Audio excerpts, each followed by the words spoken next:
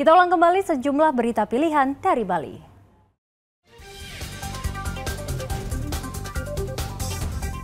Sebuah bangunan balai gede di Banjar Kebon Kelot, Desa Belege, Kecamatan Blabatu, Gianyar, terbakar.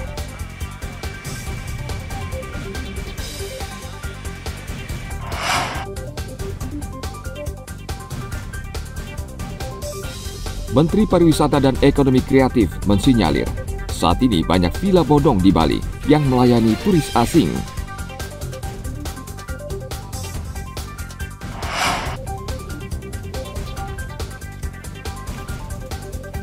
Para delegasi Forum Air Dunia ke-10 berkunjung ke Danau Batur, Bangli.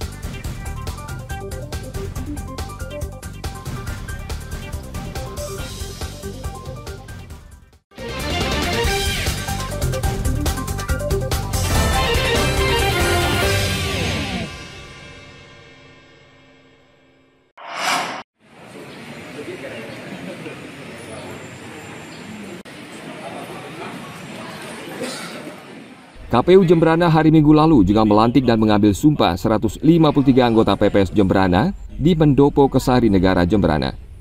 Dari 153 anggota PPS, 3 orang tidak hadir dalam acara pelantikan karena alasan sakit dan izin. Dari 153 anggota PPS, masing-masing 3 orang akan bertugas di 51 desa dan kelurahan di Jemberana.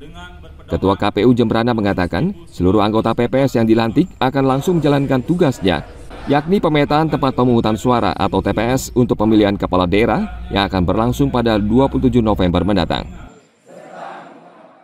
Ada 153 karena 51 desa kelurahan, 3 orang, jadi kita lantik hari ini. Kemudian dari seluruh anggota PPS yang kita lantik ada 3 orang yang tidak hadir. Kemudian 1 dari penyaringan karena sakit, kemudian 2 dari Kecamatan Jemberana. Jadi dari Kuning 1 orang, kemudian Batu Agung 1 orang sakit. Dari kemarin sebenarnya sudah mulai bekerja PPS-nya karena kita sudah menerima DP 4, kemudian mereka sudah melakukan proses pemetaan TPS yang rencananya untuk Pilkada 2024. KPU meminta anggota PPS bekerja profesional, berintegritas, jujur, adil, loyal, dan menjaga netralitas. KPU Jemberana menekankan netralitas menjadi modal yang sangat penting untuk mengawal pilkada agar berjalan adil dan demokratis. Tim Liputan melaporkan dari Kabupaten Jemberana.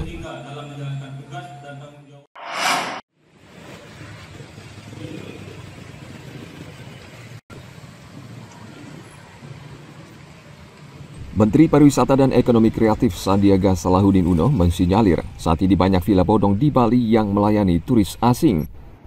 Villa tersebut menurutnya berisiko disalahgunakan seperti dijadikan tempat transaksi narkoba dan tindakan pidana lainnya. Untuk itu, ia meminta pemerintah daerah mengantisipasi dengan menerapkan standarisasi dan sertifikasi akomodasi wisata. Sandiaga juga meminta pemerintah daerah melakukan sosialisasi dan edukasi kepada para pelaku usaha industri pariwisata di Bali agar menyadari pentingnya pelayanan yang baik dan tidak melanggar hukum. Banyak villa-villa sekarang tidak memiliki izin sebagai usaha pariwisata, padahal mereka disewakan. Sehingga akhirnya timbul villa-villa itu digunakan untuk narkoba, digunakan juga untuk kegiatan-kegiatan yang melanggar hukum. Nah, ini dengan adanya sertifikasi kita pastikan seluruh rantai pasok dari pariwisata ini memiliki aspek berkualitas dan berkelanjutan. Ana Agung Gede Agung melaporkan dari Kabupaten Badung.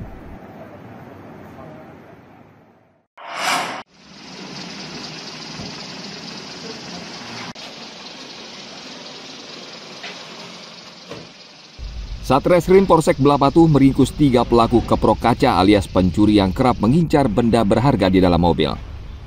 Ketiga pelaku sering beroperasi di kawasan Pantai Keramas, Kecamatan Blabatu, dan sudah 5 kali beraksi dengan cara memecahkan kaca mobil lalu membawa kabur benda berharga milik pengendara.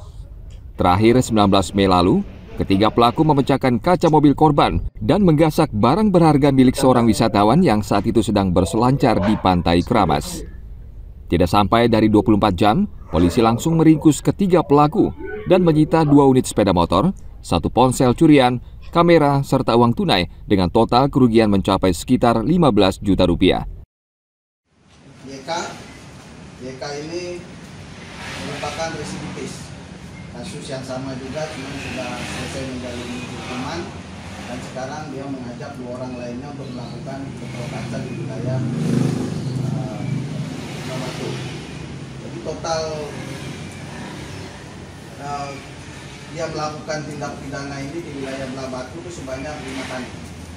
Namun yang melaporkan ke sini itu baru 1 pelapor atau 1 korban, yaitu warga negara asing. Kemudian pelaku yang lainnya itu inisial KP sama MR. Modus keprok kaca atau memecahkan kaca mobil merupakan modus lama, namun cukup efektif.